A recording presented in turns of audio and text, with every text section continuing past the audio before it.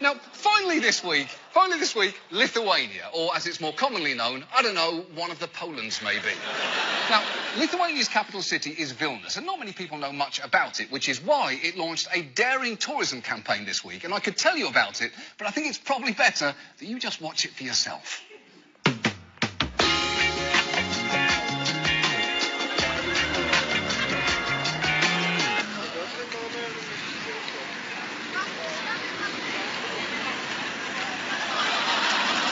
That's real.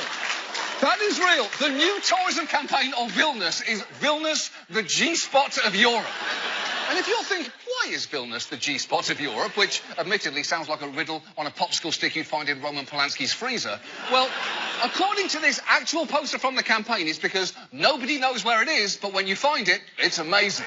And look, that logic, I've got to give it to them. That logic is incredible, but by that logic, it also means that Vilnius is the Waldo of Europe, the Jeremy Piven's hairline of Europe, and the ID channel of Europe. Did you know the ID channel has a show called Wives with Knives?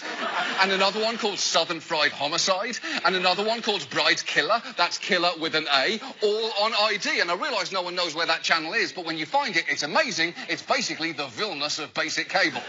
Now look, it's clearly a bold tone for an official tourism campaign, and some in the national government were not exactly thrilled with it for a very specific reason.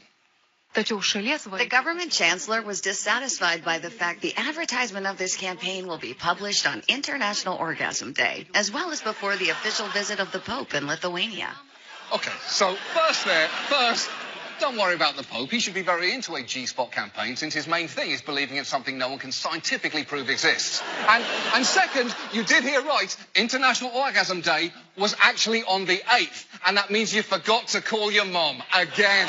But don't worry, you can just send her one of those happy belated Orgasm Day edible arrangements. That's what they're for. She'll love it. Now, will this tourism ad make people come? Literally or metaphorically? Well, no and no, respectively. But in a way, it's already worked. Because do you think we were going to spend time talking about Lithuania tonight if they hadn't done this? Of course not. And that is why, if other cities are smart here, they will follow Lithuania's lead and come up with their own adults-only tourism slogans. Take a look. Tokyo, the prostate of the world.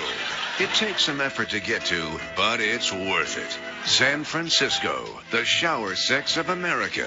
Always a better idea in theory and wet in exactly the wrong way. Las Vegas. It's like the anus, that it's objectively unattractive, and too many men refuse to shut up about that one time they went there.